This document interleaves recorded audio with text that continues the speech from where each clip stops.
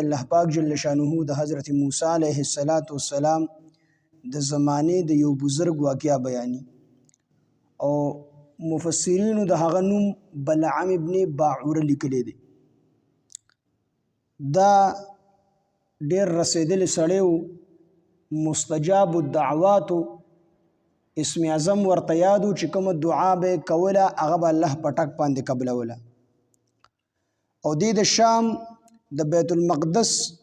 سره نږدې قنعان نوم یو ښار دی، په هغې کې اوسېدو. بني اسرائیل چې کله د فرعون نه آزاد شو او فرعون الله پاک غرق کو، قبطیان یې غرق کړل او دې ته الله رب العزت ازادي ورکړله، نو الله جل شانه ورته حکم وکړو ورشه د جبارینو سره جهاد وکړئ. نو چې کله حضرت موسی علیه السلام او بني اسرائیل دی دغه جبارینو سره د جهاد د پار روان شو، نو هلته جبارینو د دا پته ولګېدله چې د فرعون غوندې لوی طاقت ته حضرت موسی علیه السلام او د هغه د قوم مقابله ونه کړله، نو موږ به څه مقابله وکړو. نو دوی سره یره پیدا شو. چې کله ورسره یره پیدا شوله نو دوی سوچونه کول. نو اخره کې دا سوچ راغی چې یاره بلعم بن باعوره دا خو یو لوی بزرګ دی، مستجاب الدعوات دی، نو دله به لړ شو او دته به ووایو چې حضرت موسی علیه السلام په باره کې دا دعا وکړه چې دی الله دلته نه راولي، یعنی خیری حضرت موسی علیه السلام او د هغه قوم ته وکړه. نو چې دی کله بلعم ابن باعوره له لاړو، دا خو لوی رسېدلی سړی و، د زمانې زبرګ و، د الله سره مضبوط تعلق و. نو دی چې کله لاړل ورته وی چې حضرت موسی علیه السلام ته اعوذ بالله خیری وکړه، د هغه قوم ته خیری وکړه. نو هغه دا تاسو څه وایئ، هغه پیغمبر دی، دغه په حق کې زما خیره نه قبلېږي بلکې زه به هلاک شم او تاسو به هلاک شئ. خو به هر حال دوی داسې وکړل چې تحفې او ډالۍ جوړې کړلې او هغه دغه بلعم ابن باعوره له ووړې. ده په هغې باندې هم څه غوږ او شا ونه رپول، زړه کې ورته میلان پیدا شو، زړه مایله شو، خو بیا هم د الله یره په زړه کې وه، نو هغې ته یې لاس ونیسو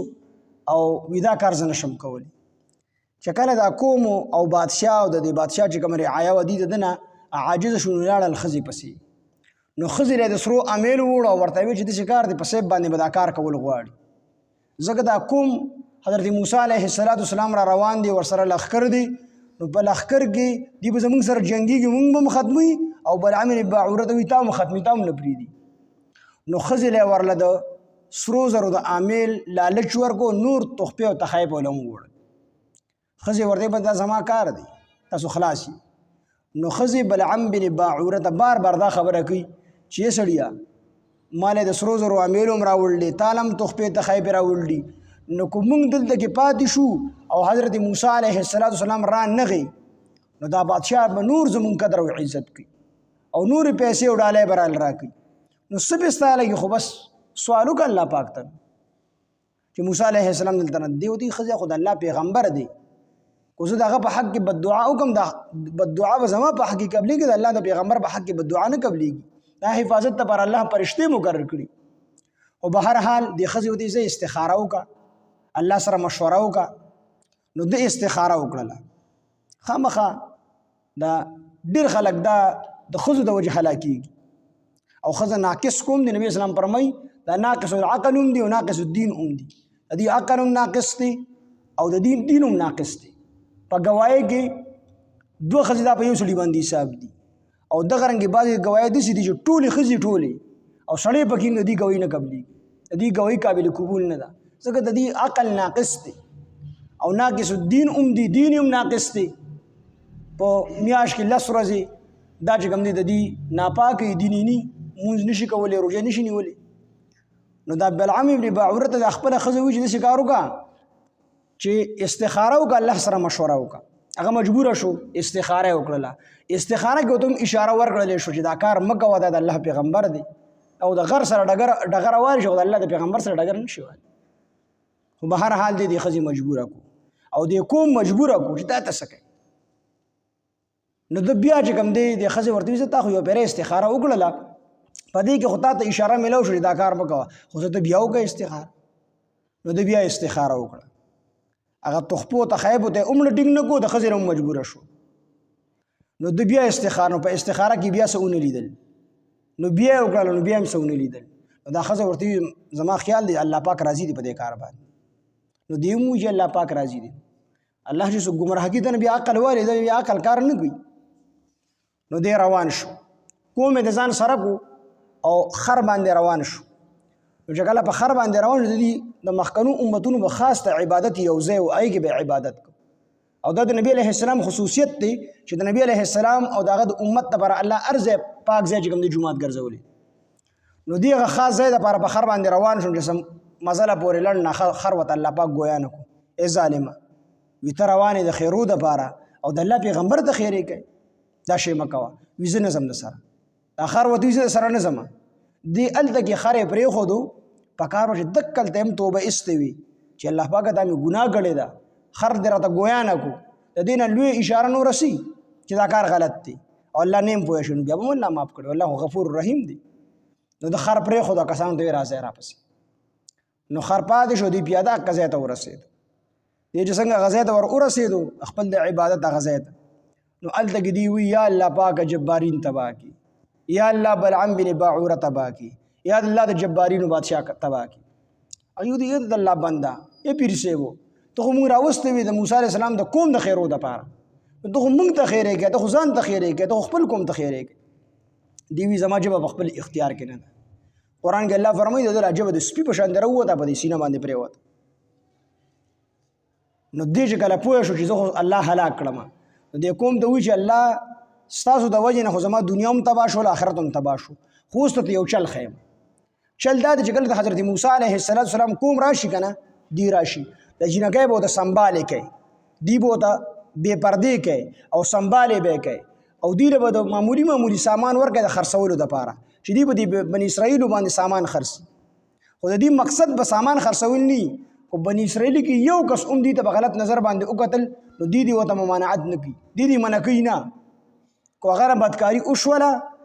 نو کو دی کې یو کس کې هم بدکاري وشوله دی د الله مدد بیا کټ دی بیا پې ورځي بیا د مولو د ګزر په شان د قتله دا مشوره یې وله ورکړي زه خو هسې الله ګمراه کړم خو تاسو ته مې دا مشوره ده چې جینکۍ راوباسئ او بې حیا یې کوئ او بني اسرائیل چې دي ډېر مودې شوي د کورونو نه راوتي دي بیبیانو ته نه دي ورغلي نو تاسو به سامان خرڅوئ خو هغوی تاسو ته څه اشاره کوي نو په هغې به بد نه هغوی به خفه کېږئ نه بس ښځو ته پول اجازت ورکړو چې تاسو هر څه کولی شئ بني اسرائیلو سره جینکۍ راووتلې او چې کله جینکۍ راووتلې او موسی علیه السلام او د هغه د قوم بني اسرائیل دا لاړو او جینکو دک شان معمولی سامان چې کوم دی راغستی او خرڅو په دې کې صرف یو بني اسرائیلي هغه چې کوم دی یو جینۍ راوستله حضرت موسی علیه السلام ته وي ته به دا هم وایې که نه چې دا زما دپاره حلاله نه ده هغې بلکل چې دا د ستا دپاره حلاله نه ده